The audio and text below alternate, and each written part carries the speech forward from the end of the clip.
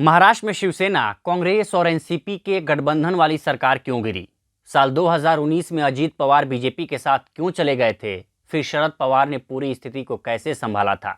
शरद पवार को क्यों लगा कि उद्धव ठाकरे में अनुभव की कमी थी? इन सभी सवालों के जवाब शरद पवार ने अपनी आत्मकथा लोक माझे संगाती में दी है।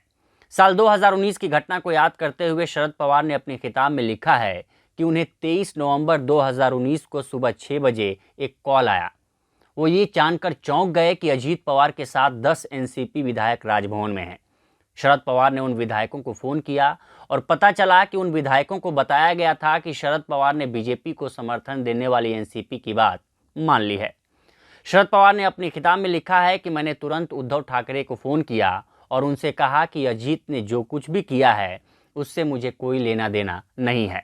किताब में शरद पवार ने लिखा है कि जब मैंने सोचना शुरू किया कि आखिर अजीत ने ऐसा फैसला क्यों लिया, तब मुझे एहसास हुआ कि सरकार गठन में कांग्रेस के साथ चर्चा इतनी सुखद नहीं थी।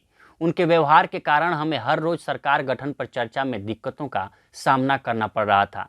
हमने चर्चा में बहुत नरम रुख अपनाया था, लेकिन उनकी प्रतिक्रिया स्वागत योग्य नहीं थी। ऐसा ही एक मुलाकात में मैं भी आपा खो बैठा और मेरा मानना था कि यहाँ आगे कुछ भी चर्चा करने का कोई मतलब नहीं है, जिससे मेरी ही पार्टी के कई नेताओं को झटका लगा था। उन्होंने आगे लिखा कि अजीत के चेहरे से साफ जाहिर हो रहा था कि वो भी कांग्रेस के इस रवैये से खफा है। मैं बैठक से चला गया, लेकिन अपनी पार्टी के अन्य सहयोगियों से बैठक जारी रखने के लिए कहा। कुछ समय बाद मैंने जयंत पाटिल को फ़ोन किया और बैठक की प्रगति के बारे में पूछा, तो उन्होंने मुझे बताया कि अजीत पवार आपके तुरंत बाद चले गए।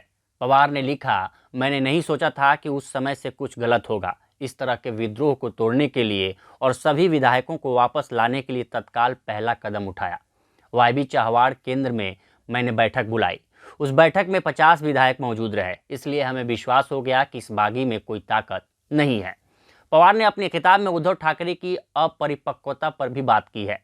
उन्होंने किताब में लिखा है कि स्वास्थ्य कारणों से उद्धव की कुछ मर्यादाएं थी। कोविड के दौरान उद्धव के मंत्रालय के 2-3 दौरे हमें रास नहीं आ रहे थे। बाला साहब ठाकरे से बातचीत में जो सहजता हमें मिलती थी, उसमें उद्धव की कमी थी। उनके स्वास्थ्य और डॉक्टर की नियुक्ति को देखते हुए मैं उनसे मिलता था। मुख्यमंत्री के रूप में राज्य से संबंधित सभी समाचार होने चाहिए। सभी राजनीतिक घटनाओं पर मुख्यमंत्री की कड़ी नज़र होनी चाहिए और भविष्य की स्थिति को देखते हुए कदम उठाए जाने चाहिए। हम सभी ने महसूस किया कि ये कमी थी और इसका मुख्य कारण अनुभव की कमी थी।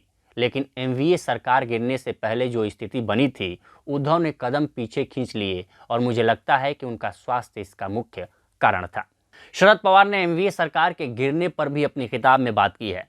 उन्होंने किताब में लिखा है कि एमवीए का गठन सिर्फ सत्ता के लिए नहीं हुआ था। यह छोटे दलों को कुचलकर सत्ता में आने की बीजेपी की रणनीति का करारा जवाब था। एमवीए पूरे देश में बीजेपी के लिए सबसे बड़ी चुनौती थी और हमें पहले से ही अंदाज़ा था कि वे हमारी सरकार को अस्थिर करने की कोशिश करेंगे। लेकिन हमें अंदाज़ा नहीं था कि उद्धव के मुख्यमंत्री बनने के बाद से ही शिवसेना में बगावत शुरू हो जाएगी। लेकिन शिवसेना का नेतृत्व करने वाले संकट को संभाल नहीं सके और बिना संघर्ष किए उद्धव ने इस्तीफा दे दिया, जिसके कारण एमवीए सरकार गिर गई। पवार ने अपनी किताब में लिखा है कि साल 2019 के विधानसभा चुनाव के दौरान बीजेपी अपने 30 वर्षीय सहयोगी शिवसेना को खत्म करने की कोशिश में थी, क्योंकि बीजेपी को यकीन था कि वह महाराष्ट्र में तब तक प्रमुखता हासिल नहीं कर सकती है जब तक कि राज्य में शिवसेना के अस्तित्व को कम नहीं किया जाता। क्योंकि बीजेपी को पता था कि शहरी इलाकों में मजबूत उपस्थिति रखने वाली शिवसेना को खत्म किए बिना वह राज्य में निर्विवादित वर्चस्व स्थापित नहीं कर पाएगी।